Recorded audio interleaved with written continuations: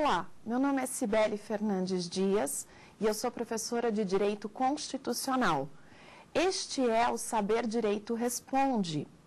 Nós vamos responder aqui as dúvidas que foram encaminhadas durante a semana, quando foi ministrado o curso Poderes Legislativo e Executivo. Vamos para a primeira questão, que veio da Sandra Paz, de Goiânia. A Sandra Paz nos pergunta quais são as principais diferenças entre o sistema presidencialista e o sistema parlamentarista. Durante o curso, nós vimos que o sistema presidencialista tem 3 características opostas ao sistema parlamentarista. No presidencialismo, o chefe do Poder Executivo, o presidente da República, é escolhido pelo povo mediante eleição direta. Daí a legitimidade popular direta do chefe do Poder Executivo. A segunda característica do presidencialismo é a unipessoalidade da chefia do Poder Executivo. O presidente da República exerce ao mesmo tempo a chefia de Estado e a chefia de governo. E a terceira característica do presidencialismo é a independência dos poderes, a independência entre poder executivo e poder legislativo, a inexistência de uma relação de confiança entre executivo e legislativo. Nós também vimos as 3 características opostas do parlamentarismo. No parlamentarismo, o poder executivo não tem legitimidade popular direta. Nós vimos que aqui há uma legitimidade popular indireta dos chefes do poder executivo. Eles não são escolhidos pelo povo, eles são escolhidos pelo parlamento. A segunda característica do parlamentarismo é a dualidade da chefia do poder executivo. Nós temos uma autoridade que exerce a chefia de governo e outra autoridade que exerce a chefia de Estado. O chefe de governo geralmente é chamado de primeiro-ministro e é escolhido pela maioria do parlamento. O chefe de Estado pode ser um presidente da República, caso seja uma república parlamentarista, mas também pode ser um rei ou uma rainha, caso seja uma monarquia parlamentarista. Quando se trata de uma república parlamentarista, como é o caso da Itália e da Alemanha, o chefe de Estado, presidente da República, é escolhido pelo parlamento por meio de eleição indireta. E a terceira característica do parlamentarismo que o distingue do presidencialismo. No parlamentarismo, há uma relação de dependência mútua entre o parlamento e o governo, uma relação de confiança entre o parlamento e o governo. O parlamento escolhe por maioria o primeiro-ministro e o primeiro-ministro depende da confiança do parlamento para permanecer no poder. Quebrada a relação de confiança, o parlamento pode pedir a demissão do governo, através do voto de desconfiança ou da moção de censura. O governo pode não aceitar a sua demissão e contra-atacar pedindo a dissolução do parlamento. Quem resolve esse conflito? O chefe de Estado. No parlamentarismo, o chefe de Estado exerce um poder moderador, resolvendo os conflitos entre o parlamento e o governo. Vamos para a nossa segunda pergunta, que veio de Gama, do Distrito Federal, do Paulo André Canes. Ele nos pergunta qual é o regime da responsabilidade do presidente da República no sistema presidencialista brasileiro. Durante o curso dos poderes legislativo e executivo, nós vimos que, em razão da nossa República, o presidente da República é responsável pelos seus atos. A responsabilidade civil do presidente é igual à responsabilidade civil de qualquer cidadão. Todavia, a Constituição outorga privilégios ao presidente no tocante à sua responsabilidade criminal. Nós vimos que esses privilégios se traduzem na irresponsabilidade penal relativa, prevista no artigo 86, parágrafo 4º, em que o presidente não poderá ser processado por crimes estranhos ao exercício das suas funções. A imunidade em relação à prisão, prevista no artigo 86, parágrafo 3º, segundo a qual o presidente só pode ser preso por meio de uma decisão judicial transitada em julgado. E, finalmente, o foro privilegiado do presidente, pela prática de infrações penais comuns no Supremo e pela prática de crimes de responsabilidade no Senado. Vamos agora para a nossa terceira pergunta, que foi enviada pelo Romeu Zorzin, de Porto Alegre, Rio Grande do Sul. Ele nos pergunta se os governadores e os prefeitos podem sofrer processo de impeachment. A nossa resposta é positiva, sim.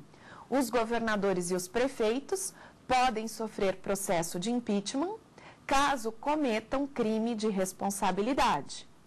Se o governador praticar um crime de responsabilidade, cuja tipificação está prevista na Lei Federal 1079 de 50, o governador pode ser processado perante um tribunal misto, que é composto por 5 desembargadores do TJ e 5 deputados estaduais, sob a presidência do presidente do TJ. É a Assembleia Legislativa que pode autorizar por 2/3 o impeachment contra o governador. Se a Assembleia autorizar, esse tribunal misto poderá julgar o governador. Já os prefeitos podem ser processados por crime de responsabilidade, cuja tipificação está prevista no Decreto-Lei 201 de 67. O artigo 4º do Decreto-Lei 201 de 67 tipifica os crimes de responsabilidade do prefeito. Ele poderá sofrer impeachment perante a Câmara Municipal, perante a Câmara de Vereadores. Também é preciso lembrar que se o governador é condenado no impeachment pelo tribunal misto, as penas são a perda do cargo e a inabilitação para o exercício de qualquer função pública por 5 anos. Já para os prefeitos, a pena do impeachment é exclusivamente a perda do cargo. Vamos agora para um breve intervalo, já retornamos com Saber Direito Responde. Olá, retornamos agora com Saber Direito Responde, respondendo às dúvidas que foram encaminhadas durante a semana na gravação do curso a respeito dos poderes legislativo e executivo. Vamos para a pergunta do Reinaldo Alves, de Brasília, Distrito Federal. Ele nos pergunta o que é a inviolabilidade parlamentar e qual é a sua abrangência. A inviolabilidade parlamentar é uma prerrogativa funcional dos deputados, senadores e vereadores. Ela é uma imunidade material, que atua como causa excludente da ilicitude civil e penal por opiniões, palavras e votos proferidas no mandato parlamentar ou em razão do mandato parlamentar. Os deputados federais e os senadores gozam da imunidade material por força do artigo 53 caput da Constituição. Eles não respondem civil e penalmente por opiniões, palavras e votos proferidas no cargo ou em razão dele. Para os deputados estaduais e distritais, incide o princípio da simetria por força do artigo 27, parágrafo 1º, ou seja, eles têm a mesma imunidade material dos parlamentares federais. Finalmente, para os vereadores, a inviolabilidade ou imunidade material está consagrada no artigo 29, inciso 8 da Constituição. e ela sofre uma restrição espacial, já que os vereadores têm a imunidade material restrita aos limites do município, aos limites da circunscrição municipal. Vamos para a nossa próxima pergunta do Felipe Munhoz, Salvador, Bahia. O Felipe nos pergunta a respeito da imunidade formal, se ela impede o ajuizamento de ação penal contra os parlamentares. A imunidade formal que se trata na pergunta é a imunidade processual. Ela não impede o ajuizamento de ação penal contra os parlamentares. Ela está prevista no artigo 53, parágrafos 3º a 6º da Constituição Federal. E ela significa que a Casa, a Câmara ou o Senado poderão sustar o andamento de uma ação penal contra um parlamentar federal por um crime que eles praticaram depois da diplomação. A ação poderá ser ajuizada, mas a Casa tem a prerrogativa de sustar o processo, desde que o crime tenha sido cometido depois da diplomação. É importante lembrar que se o crime foi cometido antes da diplomação, não incide a imunidade formal. A Casa não poderá sustar o andamento da ação penal. Por força do artigo 27, parágrafo 1º, os deputados estaduais e distritais têm também a imunidade formal em relação ao processo penal. Finalmente, os vereadores não gozam dessa imunidade formal. O Supremo entende que é inconstitucional a norma da Constituição Estadual ou da Lei Orgânica Municipal que atribua esse privilégio aos vereadores. Vamos para a nossa próxima pergunta, que foi enviada pela Sara Guimarães, Formosa, Goiás. Quais são as hipóteses de perda do mandato parlamentar? Nós temos 3 hipóteses de perda: a extinção, a cassação e a renúncia. A extinção e a cassação estão previstas no artigo 55 da Constituição. Na extinção, a mesa da Casa é obrigada a extinguir o mandato do parlamentar. Um exemplo de hipótese de extinção: se o parlamentar deixar de comparecer a 1/3 parte das sessões ordinárias da Casa que pertencer, salvo licença ou omissão por esta autorizada.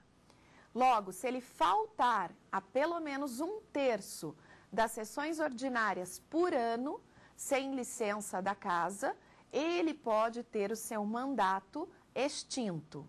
A mesa da Casa é obrigada a declarar a perda do mandato via extinção.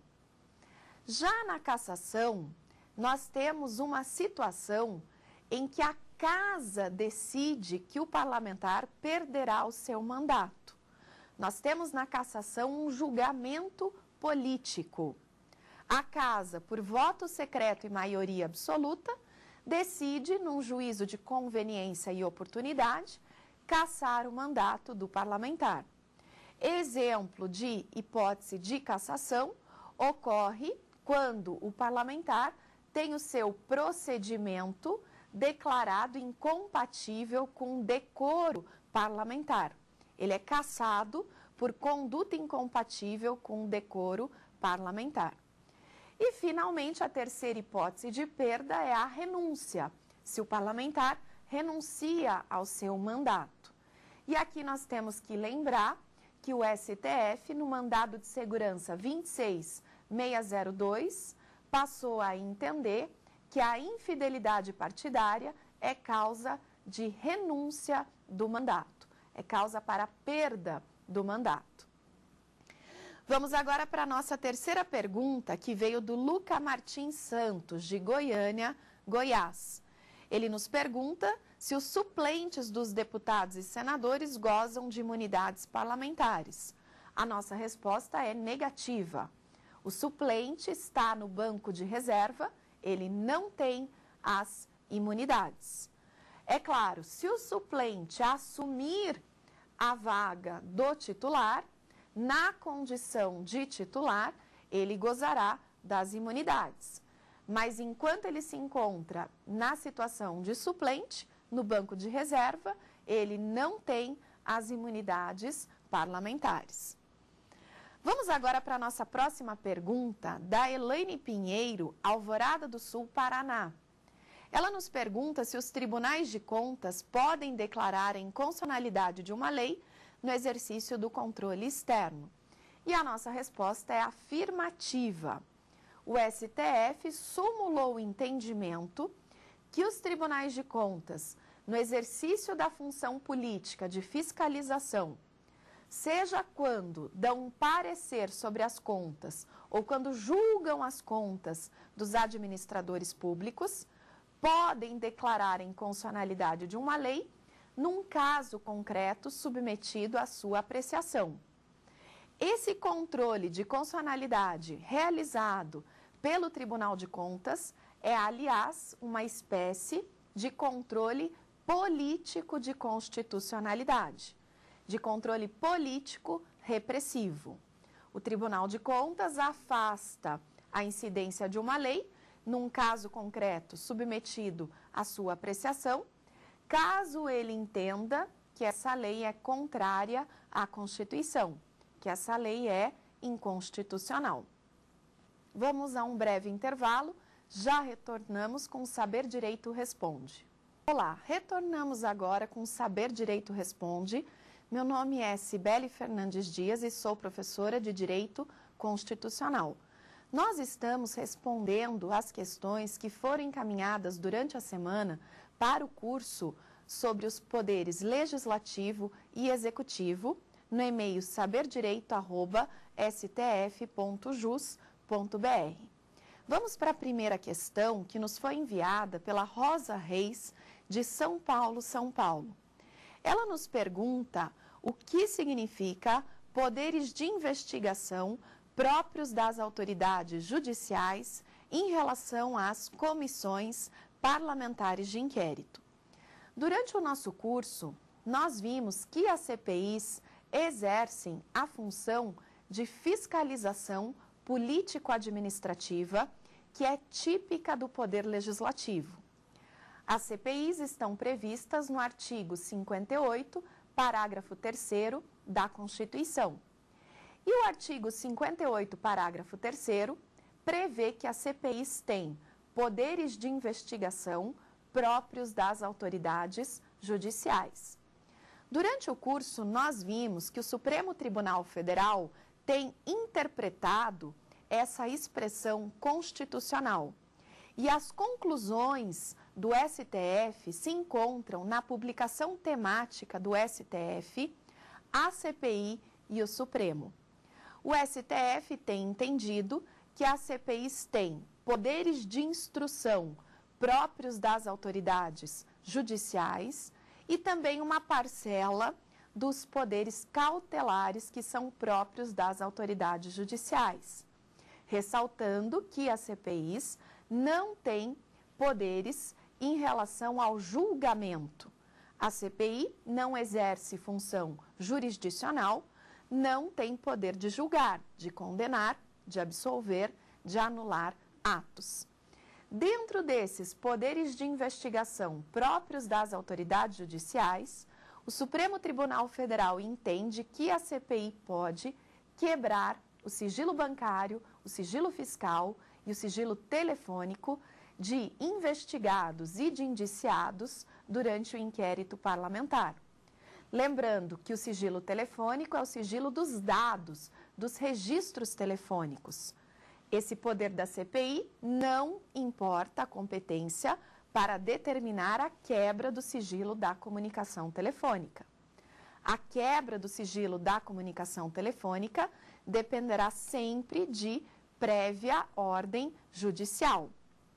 A CPI pode quebrar o sigilo telefônico, ter acesso aos dados, aos registros telefônicos, mas ela não pode quebrar o sigilo da comunicação telefônica. Ela não pode realizar escuta telefônica. Dentro dos poderes de investigação próprios das autoridades judiciais, a CPI também tem o poder de intimar testemunhas, investigados e indiciados para comparecer e prestar depoimento.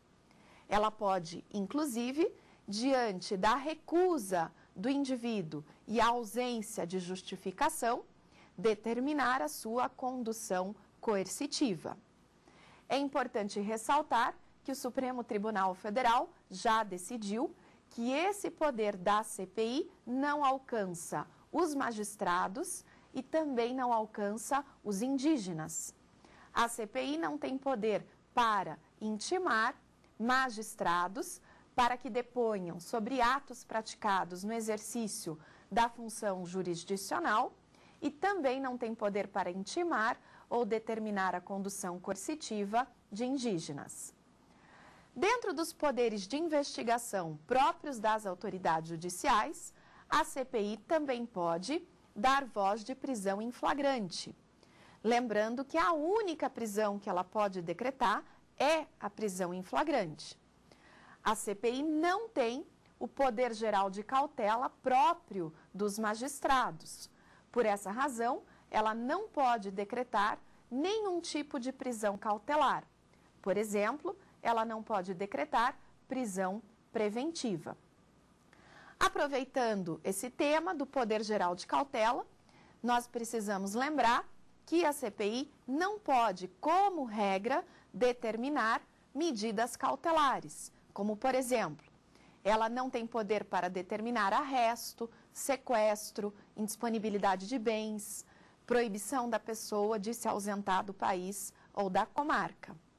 Todavia, ela pode excepcionalmente determinar duas medidas cautelares: a busca pessoal, que é a revista da pessoa e de seus pertences, estando presentes os requisitos do Código de Processo Penal, e também a busca e apreensão, desde que não seja domiciliar. Dentro dos poderes de investigação próprios das autoridades judiciais, finalmente nós precisamos lembrar que a CPI, no seu trabalho de investigação, vai esclarecer fatos e vai chegar a uma conclusão. Se a CPI entender que os investigados, que os indiciados são inocentes, ela determinará o arquivamento do inquérito parlamentar. Se ela entender que os investigados ou que os indiciados são culpados, ela deve encaminhar as conclusões, ou seja, ela deve encaminhar o seu relatório ao Ministério Público para que este dê continuidade ao caso e promova a responsabilização daqueles que foram investigados pela CPI.